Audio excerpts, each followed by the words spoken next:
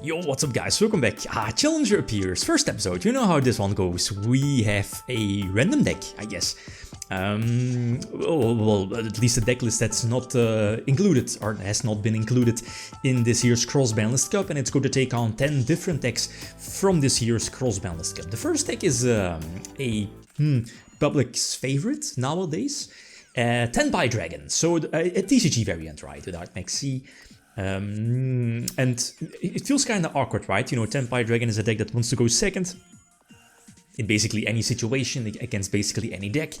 But, you know, looking at more old school decks, they rather want to go first, establish their impenetrable board with multiple negations. But on the other hand, you know, Tenpai Dragon is prepared for that with the Kaijus or Santa Claus or Droplets, Super Polys, whatever build you picked, right? So go second. First matchup here being a true Draco Zodiac. So let's see. This board is not really that threatening. The advantage though is that Trident is protected by Hammer Kong, and I'm not so sure, is something protected by Ram as well? You know, that could be, no, I don't think so, but no, Ram is in hand, yeah, okay. So Geki, the board wipes definitely helped out, you know, those board wipes, you get rid of the disruptions, right, on their particular board being Trident. The advantage though is that I use a quick play spell during the battle phase, so that gets me basically the full Trident combo, going for the full, I guess OTK, nope. Should be OTK, Reborn level 7, go for the level 10, pop something, if needed, pop their field spell. Reborn level 7, go for another level 10 synchro play, go for a potential pop for even more attacks. Disgusting deck, if you ask me. Go second, okay. Unchained. Unchained is much different. Unchained is a deck that even though you're running some board wipes like Dark Hole, Geki, Lightning Storm, you know, those cards are okay against most decks, but against Unchained they can still do stuff. Still prepare their board, so that's kind of awkward, or, you know, fragile, you know what I mean. So this is basically a standard opening turn for Unchained. They end on, what is it, High Caesar for a couple of monster effect negations or summon negations, right, plus 3 set. That's super disgusting. So we can Lightning Storm the back row to, I guess, simplify the game state. The Unchained Soul is reborn, so that's a potential quick link during my turn, which could potentially turn itself into an IP or Little Knight. Santa Claus gets rid of the High Kings. Well, Caesar, that's I think the name. But there are still more interruptions here in favor of Unchained. But the thing is that during the battle phase, the cards cannot activate, right? Yeah, most of the effects of Unchained are during main phase, if I'm not mistaken. Yeah, it should be. So now I think I should be able to go for game, right? Because again, eventually be able to go for the level 10. The level 10 prevents monster effects during the battle phase from the opponent. So I can deal some nice damage, and the question now, this should be more than enough. Get in for a quick synchro during their turn, go for Trident, and this should be, yeah, and the field spell with the attack boost helps more than enough. So even though there was, I think that was basically the best end board Unchained could have pumped out, it wasn't enough against, Tenpai Dragons. So this time going first, and that hurts. You know, Invoked Shaddoll is a deck that definitely could go second, wants to go second, capitalizing on Shaddoll Fusion and stuff like that. Keep in mind that the Shaddoll Invoked deck is a deck from Master Rule 4, so they need to open up those extra monster zones. I am going to Imperm Alistair, prevents the Invocation Search. The thing is that I still have the Heretic Seal to potentially bounce, but the problem is that the, because of the Invocation Field Spell, I think I cannot chain, so I wasn't able to chain the Heretic Seal here. I probably maybe could have chained it a bit sooner, although I don't think it would have mattered in the long run. So Shaddoll Fusion hits, I can still tribute it, right, to prevent the Shaddoll Fusion from using its materials from the deck. So no free materials, we don't want that, right? And again, the fact that that particular deck is a Master Rule 4 deck, it kind of is hurt by the Master Rule 4 mechanics. So, you know, OTKing is much harder for that particular deck. What was it? Got Ashed, I think? What was it? Ash? That prevented the spell from triggering? I still have the fire though, so let's see. I still have the field spell. I should be discarding the... okay.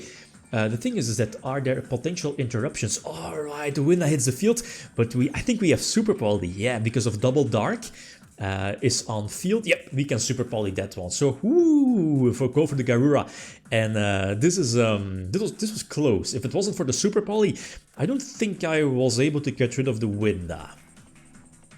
I mean, maybe top decking Droplet or stuff like that, but yeah, the Winda definitely was, or at least would have been a big problem. Again, I had a couple of lines here, but long story short, I can go for the Tenpai OTK. And we are going for a 3-0, so that's nice. Going first again. Sword Soul, Mystic Mind shenanigans. Go first. So that's not really too optimal. Prosperity for 6. Go for the field spell, get another search, or try to get the search, you know, discard and go from there. Although this is Sword Soul, so we have Nip. Super Poly could help out. A Veiler there as well, but I'm definitely relying on the Nip. So let's see. Baron hits. That's fine-ish. Let everything go through. So they could potentially, well, was about to say, pump out multiple negations, pump out a big board, use Nip, they chain Baron, chain Veiler, chain Imperm, you know. So here in this case, this is a weaker, whatchamacallit, Sword Soul board, and on the token of Nip, they cannot use Mystic Mind because of the, you know, equal amount of monsters during the end phase, and still have the field spell phase up on the field. You know, their field spell of Tenpai is kind of disgusting. It makes it so that all of the Tenpai monsters are, what is it, unaffected by monster, or at least by effects. Why? Doesn't make sense. The field spell is solid on its own already. So this should be more than enough, right? I can eventually attack over the big Nip token and quick synchro during the battle phase, and this is indeed more than enough to attack for a game. So 4-0, even though going first.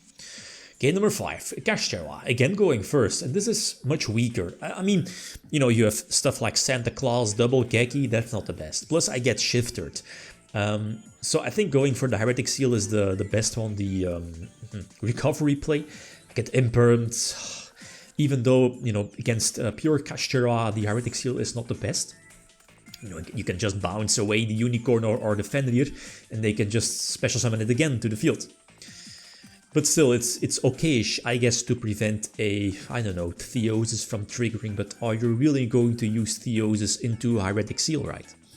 So a huge problem though is that I don't really have any follow-up play for next turn, plus the full Kashtera engine is going all in, blocking some extra monster zones, plus the Arise Heart is there to banish stuff during my turn as well, even though I do have Geki. The question is am I going to survive? Search, yes, but this is not enough, yeah. Maybe I could have played it out a little bit differently. But the question is that I still needed to top deck something. So 1 loss, 4-1, that's fine. Go second against Domain. Domain lock. Let's see how this one goes.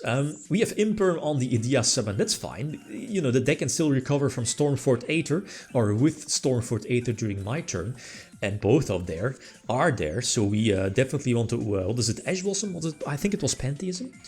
And let's see, are we able to dodge the Domain lock? I think we are. Yeah. And Stormfort is not doing anything, so we can just, you know, go for the standard Tenpai combo, and this should be game. Yep, Aether not being able to activate or tribute summon during my turn because no monsters, and Stormfort was only allowed to, you know, tribute 1 monster away. They needed the trap in the graveyard. Okay, so game, what is it, number 7-ish? Drytron going second. Drytron could be a problem if I don't have the Santa Claus or Droplet for the potential Herald, but 1 Imperm on Herald, on level 2 Herald, was enough. So that's okay, like drawing Vanity's Ruler, not the best. The Herald in hand is live, so let's see how this one is played out. Problem is Tenpais on field are unaffected, and during the battle phase, I have, yeah, 2 lines. Sure, they can Herald, you know, the like level 4 here or before, but I still have the quick play spell, right?